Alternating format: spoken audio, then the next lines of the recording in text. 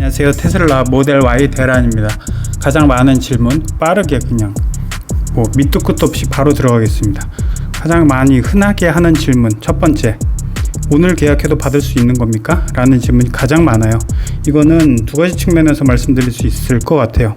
테슬라 측에서 어느 시점에 난 이제 그만 팔 거야, 팔 만큼 팔았어 하고 뚝 그쳐버리면은 끝나는 겁니다. 그리고 테슬라 측에서 또는 가격을 난 더 올릴 거야, 확 가격을 어느 시점에서 올려버리면은 더 이상 보조금 100%를 받지 못하고 그 이후 분에 대해서는 50%로 떨어지겠죠. 이렇기 때문에 테슬라가 중국, 가까운 중국이니까 과거에는 이제 모든 우리나라에 들어오는 테슬라는 미국에서 다 갖고 오는 생산분이었기 때문에 지금까지는 모르지만 앞으로는 예측을 하자면은 중국에서는 미국보다 훨씬 더 빠르고 많은 양의 테슬라 모델 Y를 갖고 올 수 있을 것 같아요.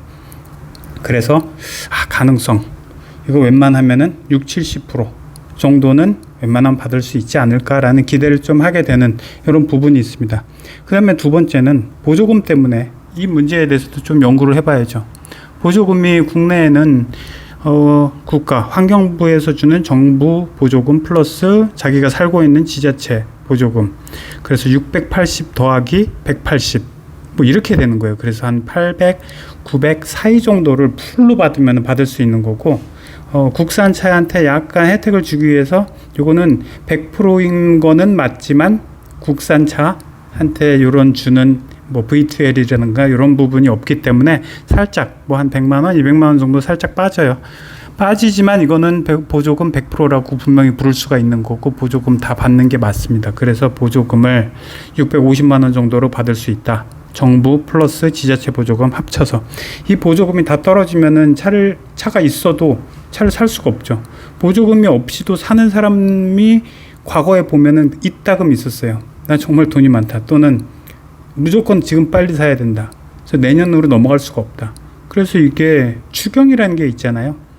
공공기관에서 다 이제 정부에서도 추경, 지자체에서 추경을 마련해서 정부하고 지자체 거를 매칭 사업으로 400대 200만 원씩 해가지고 매칭 사업으로 주기 때문에, 근데 올해부터는 그게 바뀌어서 정부 보조금만 받을 수 있고 또 정부 보조금이 없으면 지자체 것만 받을 수 있고 이런데 주로 지자체 게 부족하죠. 그러다 보니까 보조금이 다 떨어졌나 안 떨어졌냐, 이거에 따라서 올해 받을 수 있냐 없냐가 결정될 가능성이 높죠. 그리고 또 세 번째도 있죠. 테슬라는 차를 한없이 계속 가져오는데 보조금이 국내에서 떨어졌어요. 그러면은 계약한 그대로, 계약 금액 그대로 내년으로 넘겨서 내년에 새로 이제 예산이 시작되면 그때 보조금을 받게 되는 이런 케이스가 되겠죠. 이런 케이스는 테슬라에서 이제 지속적으로 팔겠다라는 의지가 있고, 아니면 SUV 전반적인 분위기에서 잘 팔린다 그러면은 뭐하러 미국에서 차를 갖고 올 필요 없이 중국에서 바로바로 주는 거죠.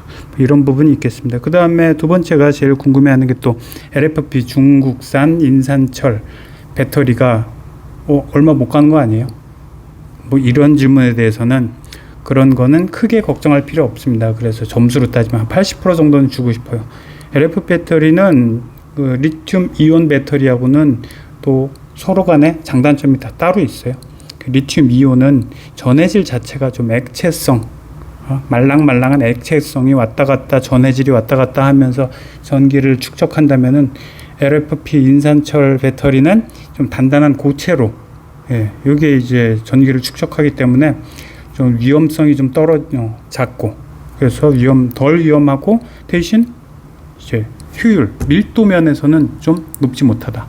그래서 조금 덜 가는 것 뿐이다 라는 정도로 이해를 하시면 되겠습니다. 그 다음에 사전계약 지금 계속 이루어지고 있죠. 그래서 119라고 시작된 RN 넘버에서 119로 시작되는 게 지금 모델 Y고, 제가 지난번에 테슬라 사이버트럭 요거 계약할 때 113으로 시작했을 거거든요.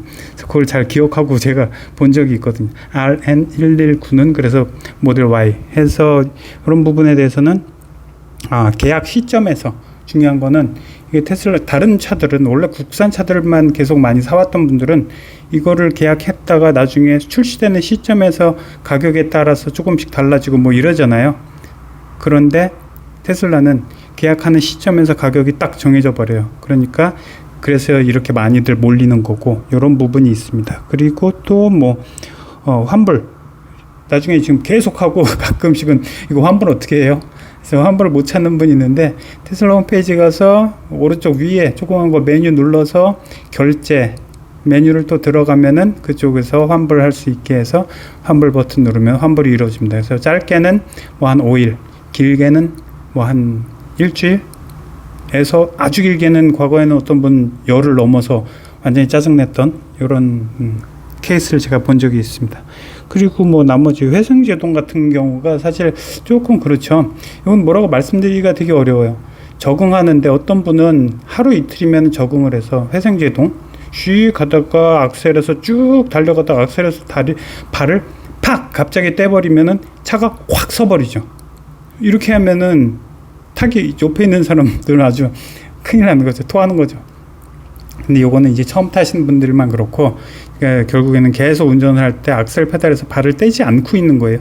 세게 갈 때는 세게 밟고, 그 다음에 속도를 줄이고 싶으면은 덜 밟고, 발을 떼서는 안 되고 덜 밟고 싹싹 풍금 오르간 왔다 갔다 하듯이 밟았다가 살짝 뗐다가 밟았다가 뗐다가 이러면서 그냥 결국에는 천천히 갈 때 발을 떼면은 원페달처럼 막 손은 차가 정지해 버리는 요거까지 가기 때문에 딱히 뭐 브레이크를 밟거나 뭐 이럴 필요가 없는 이런 수준의 것이죠.